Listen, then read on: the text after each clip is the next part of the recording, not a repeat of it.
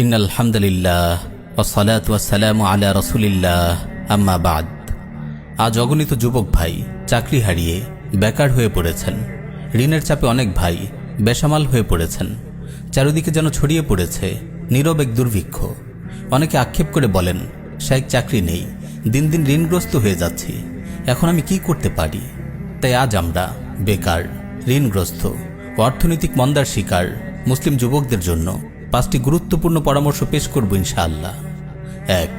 আল্লাহর উপর তাওয়াক্কুল করুন। সামান্য বিপদের মুখোমুখি হলেই আমরা অস্থির হয়ে যাই, মানসিকভাবে ভেঙে পড়ি। টাকা পয়সার একটু অভাবে পড়লেই আমরা দুশ্চিন্তায় হাঁসফাঁস করতে থাকি।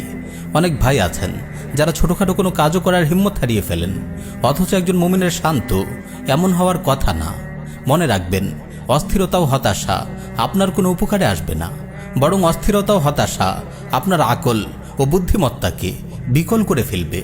ফলে আপনি সঠিক সিদ্ধান্ত নিতে ব্যর্থ হবেন। প্রিয় ভাই, অভাবের সময়গুলোকে আল্লাহ রাব্বুল আলামিনের পক্ষ থেকে পরীক্ষা মনে করুন। এই অভাবকে আল্লাহর নিয়ামত মনে করুন, কারণ অভাবের সময়গুলোতে আপনি অনেক কিছু শিখেন যা প্রাচুর্যের সময় শেখার সুযোগ আপনার হয় না।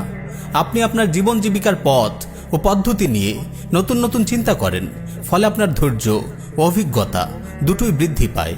আমার ভাই, যে কোনো বিপদেই আপনার সাধ্যমতো যা করতে পারেন তা করার পর আল্লাহর উপর তাওয়াক্কুল করুন। অভাবে পড়লে অস্থির না হয়ে আল্লাহর উপর তাওয়াক্কুল করুন। নিশ্চয়ই আল্লাহ তাওয়াক্কুলকারীদের নিরাশ করেন না। আল্লাহ রাব্বুল আলামিন ইরশাদ করেন, কুল লা ইউসিবানা ইল্লা মা কাতাবাল্লাহু লানা হুয়া মাওলানা ওয়া আলাল্লাহি ফালইয়াতাওয়াক্কালিল মুমিনুন। হে নবী, আপনি বলুন, আমাদের কিছুই হবে না, আল্লাহ যা লিখে রেখেছেন তা ব্যতীত। তিনি আমাদের রব, আর মুমিনদের উচিত আল্লাহর উপরই তাওয়াক্কুল করা। সুনানে তিরমিজিতে বর্ণিত একটি সহিহ হাদিস এসেছে, রাসূল সাল্লাল্লাহু আলাইহি ওয়াসাল্লাম ইরশাদ করেন, লাউ আন্নাকুম কুনতুম তাওয়াক্কালুনা আলাল্লাহি হাক্কা তাওয়াক্কুলি লারুযিকতুম কামা ইউরযাকুত তায়র তাগদু খিমাসান ওয়া তারুহু বিতানা। তোমরা যদি আল্লাহ তাআলার উপর যথাযথভাবে তাওয়াক্কুল করতে, তবে তোমাদেরকেও পাখিদের মতো রিজিক দেয়া হতো। পাখিরা সকালে খালি পেটে বেরিয়ে যায় আর বিকেলে ভরা পেটে বাসায় ফিরে আসে। সবচেয়ে বড় কথা হলো, আল্লাহর প্রতি সুধারণা রাখুন, নিশ্চিত বিশ্বাস রাখুন যে এই অভাব ও বেকারত্ব দ্রুত কেটে যাবে। আল্লাহ তাআলা আপনার জন্য দ্রুত সম্মানজনক রুটি রুজির ব্যবস্থা করবেন। আমার ভাই, একজন মুমিন হিসেবে আপনি সব সময় আল্লাহ রাব্বুল আলামিনের প্রতি সুধারণা রাখুন। একটি সুন্দর আগামীর ব্যাপারে আপনি আল্লাহ রাব্বুল আলামিনের প্রতি আস্থা রাখুন। আপনি আল্লাহ রাব্বুল আলামিনের প্রতি যেমন ধারণা রাখবেন, আপনি তাকে ঠিক তেমনই পাবেন। সহিহুল বুখারীতে এসেছে, আল্লাহ রাব্বুল আলামিন ইরশাদ করেন, আনা ইনদা যান্নি আবদি বি। আমার বান্দা আমার প্রতি যেমন ধারণা রাখে, আমি তার সাথে তেমনই আচরণ করি। 2. গুনাহ পরিত্যাগ করুন। এই পৃথিবীতে যত মুসিবত আসে সব আমাদের গুনাহ ও নাফরমানির কারণেই আসে। আমরা যে গুনাহ করি তার খানিকটা শাস্তি আল্লাহ দুনিয়াতেই দিয়ে দেন, যাতে আমরা সতর্ক হওয়ার সুযোগ পাই। আল্লাহ রাব্বুল আলামিন ইরশাদ করেন, যাহারাল ফাসাদু ফিল বাররি ওয়াল বাহর বিমা কাসাবাত আইদিন নাস লিউযীকাহুম বা'দাল্লাযী আমিলু লাআল্লাহুম ইয়ারজিউন। জলে স্থলে মানুষের কৃতকর্মের কারণে বিপর্যয় ছড়িয়ে পড়ে। আল্লাহ তাআলা তাদের কোনো কোনো কর্মের শাস্তি আস্বাদন করান, যাতে তারা নাফরমানি থেকে ফিরে আসে।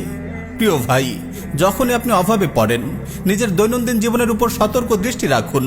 জীবনের কোন কোন ক্ষেত্রে আপনি আল্লাহর নাফরমানিতে লিপ্ত আছেন তা চিহ্নিত করুন এবং দ্রুত সঙ্গে সঙ্গে তাওবা করুন।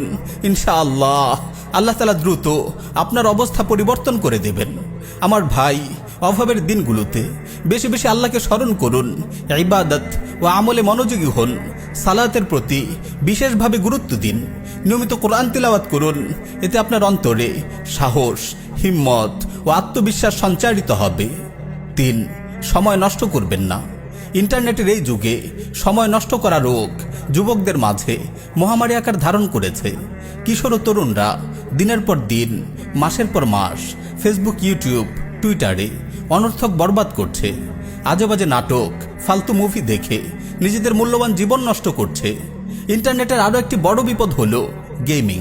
পাবজি ও ফ্রি ফায়ারের মতো গেমগুলো মুসলিম কিশোর ও যুবকদের ভবিষ্যতে যেন আগুন লাগিয়ে দিয়েছে।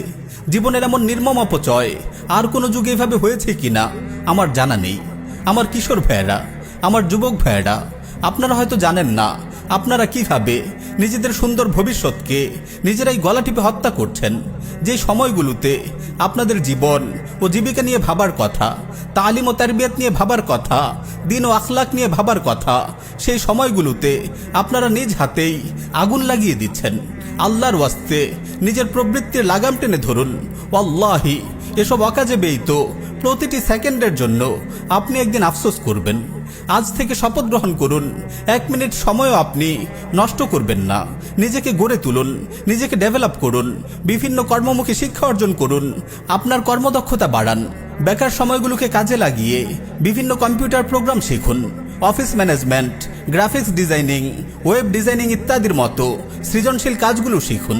পাশাপাশি বিভিন্ন দিনই খেদমতের জন্যও নিজেকে প্রস্তুত করুন। 4.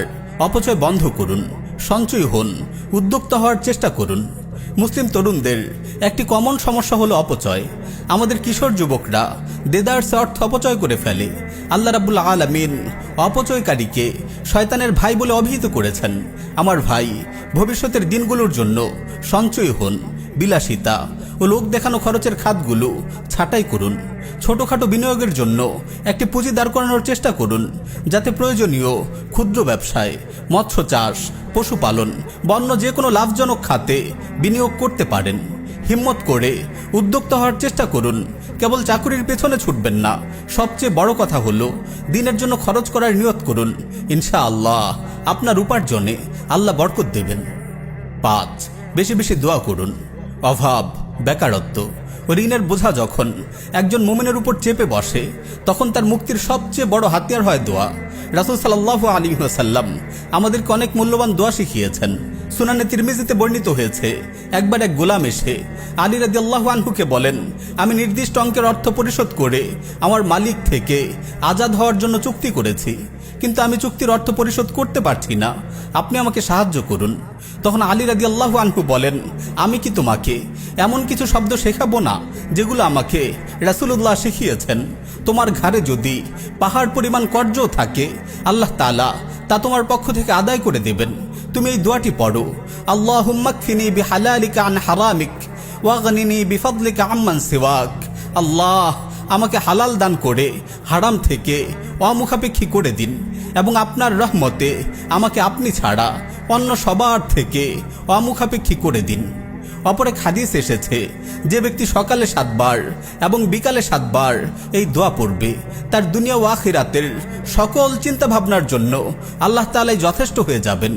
হাসবি আল্লাহু লা ইলাহা ইল্লা হুয়া আলাইহি তাওয়াক্কালতু ওয়া হুয়া রাব্বুল আরশিল আযীম। আল্লাহই আমার জন্য যথেষ্ট, তিনি ছাড়া আর কোনো হক ইলাহ নেই। আমি তার উপরই ভরসা করি, আর তিনি মহান আরশের রব। এছাড়াও হাদিসে আর অনেক দোয়া বর্ণিত হয়েছে, কোনো মাসনুন দোয়ার বই থেকে দেখে নিতে পারেন। পরিশেষে দোয়া করি, আল্লাহ রাব্বুল আলামিন আমাদের সকল মুসলিম ভাইকে সচ্ছল ও অভাব মুক্ত জিন্দেগি দান করুন, এবং দিনের পথে বেশি বেশি খরচ করার তৌফিক দান করুন। আমিন ইয়া রাব্বুল আলামিন।